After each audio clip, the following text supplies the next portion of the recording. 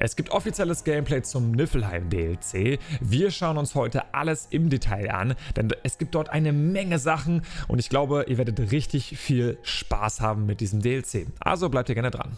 Ihr habt es wahrscheinlich gestern schon gesehen, Ubisoft hat eine Roadmap rausgehauen und es ist nun offiziell: Assassin's Creed Valhalla Niflheim DLC oder Vergessene Saga kommt nächste Woche am Dienstag, den 2. August raus. Es ist kostenlos für alle und dementsprechend möchte ich euch ein bisschen heiß drauf machen, denn Ubisoft hat auch einen Gameplay-Trailer veröffentlicht, wo sehr, sehr viele Details zu sehen sind auf den ersten oder zweiten Blick. Wenn euch ein Thema ganz besonders interessiert, dann habt ihr die Timeline unten, um zu eurem Lieblingsthema zu springen. Aber legen wir los mit dem Start des ganzen DLCs. Wie fängt das Ganze an? Natürlich in der Siedlung in Hrefnatorp mit dem neuen Gebäude, Everolds Werkstatt.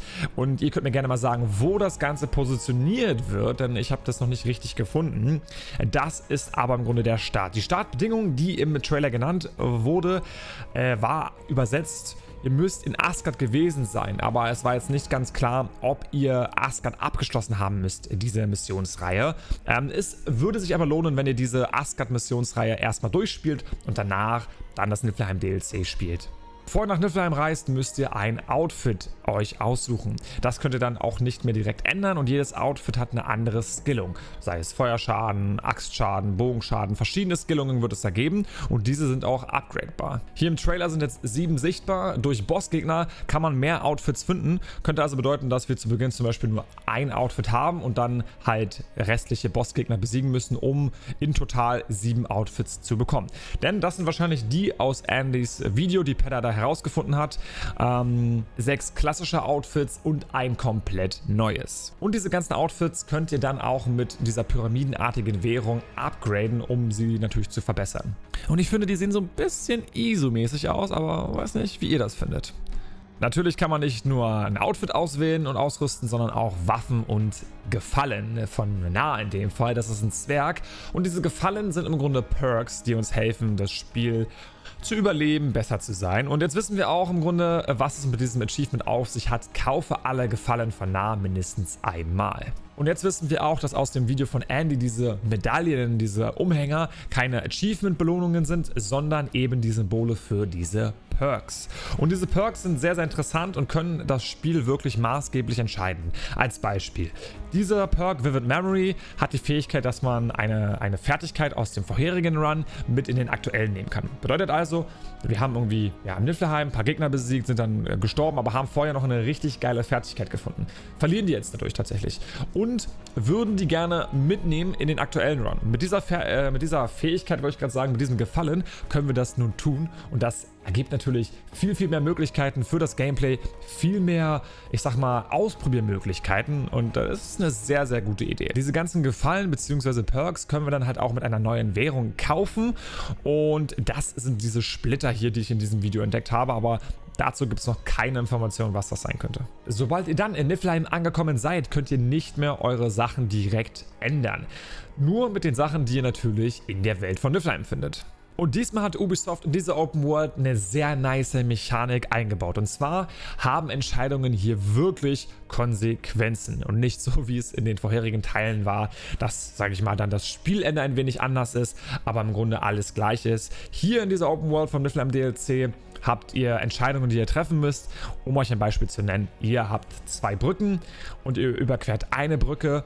Und diese, nachdem ihr sie überquert habt, wird zerstört sein. Also die fällt da zusammen. Das heißt, ihr könnt nicht mehr in den Bereich zurück und müsst dann weiterziehen. Und wenn ihr sagt, hey, ich will aber auch die andere Brücke irgendwie überqueren, dann müsst ihr im Grunde euch töten lassen oder ihr müsst euch wiederbeleben, um eben dort auch diese Seite mal abzuchecken.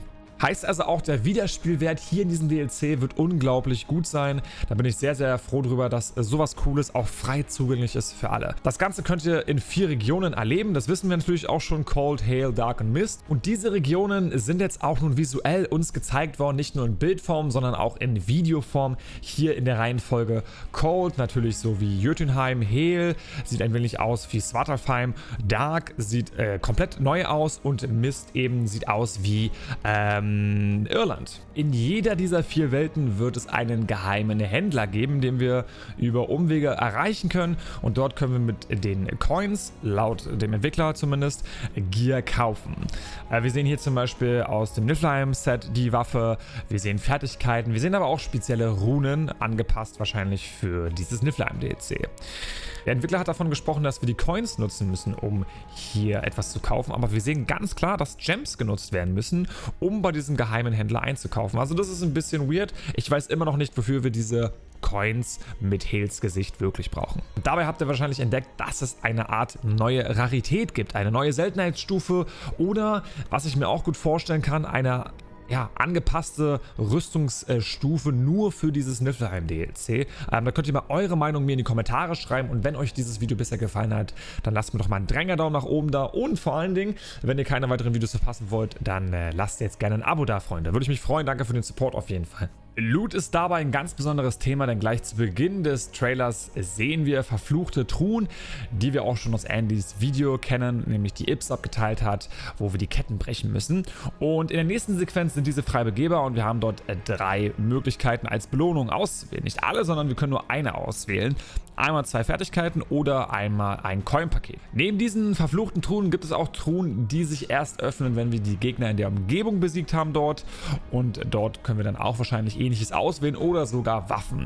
Wo wir definitiv Waffen bekommen, sind bei Gegnern, bei so Elite-Gegnern, die wir besiegen. Dort haben wir dann die Möglichkeit, eben eine Waffe auszuwählen von 3. Und da ist das Ding, ihr könnt nur eine Waffe in einem Run haben.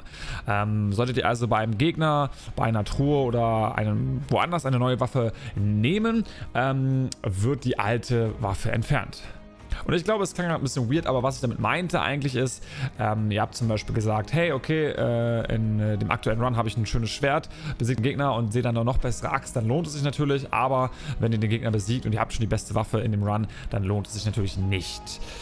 Was man hier natürlich auch sieht, ist ein zweiter Slot, und ich bin mir sicher, dass wir im Laufe der Geschichte vom DLC den zweiten Slot auch freischalten können und dann dementsprechend auch mehr Flexibilität haben. Denn die brauchen wir auch. Wir haben zum allerersten Mal Gameplay gesehen von den Bosskämpfen mit den 3, ich sag mal, Hauptgegnern. Einmal Nidhogg, den Drachen, einmal, wie heißt da der Kollege hier, Jalm Gunnar, und natürlich Hale, und vor allen Dingen, ich finde am lustigsten eigentlich Jalm Gunnar mit seinem Weihnachtssack auf dem Rücken, aber schöner Einblick definitiv in diese Bosskämpfe und was für Skills oder Attacken die so nutzen.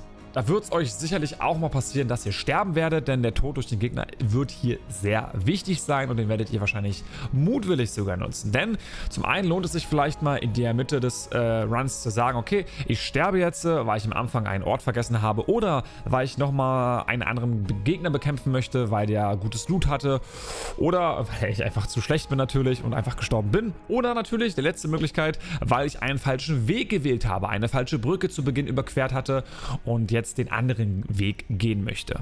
Außerdem werdet ihr mit bekannten Charakteren aus dem Niflheim DLC in Kontakt treten, doch es sieht so aus, als würde das nur passieren, wenn ihr wiederbelebt werdet. Das heißt, wenn ihr theoretisch, rein hypothetisch, einen Run braucht, um das gesamte Niflheim DLC durchzuspielen, dann werdet ihr wahrscheinlich nie diese Cutscenes mit Thor und Freya zum Beispiel haben. Zur Hauptstory ist gar nichts erzählt worden hier in dem Gameplay-Trailer, aber zu den Sidequests. Die bieten euch die Möglichkeiten, über mehrere Runs seltene Belohnungen freizuschalten, wie zum Beispiel die Gefallen, also die Perks von nah. Oder ähnliches, vielleicht auch seltene Waffen.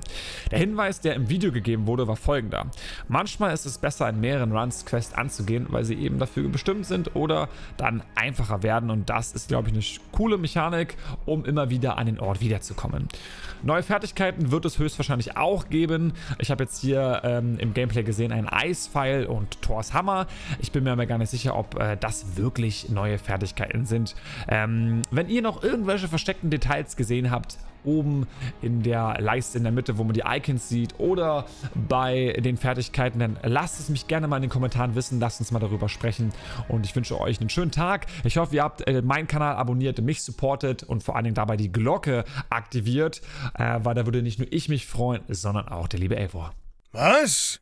Höre ich da die Glocke? Nice. Jetzt heißt es für euch abwarten und Met trinken. Auf dass wir uns im nächsten Video wiedersehen. Bis dahin, euer Eivor.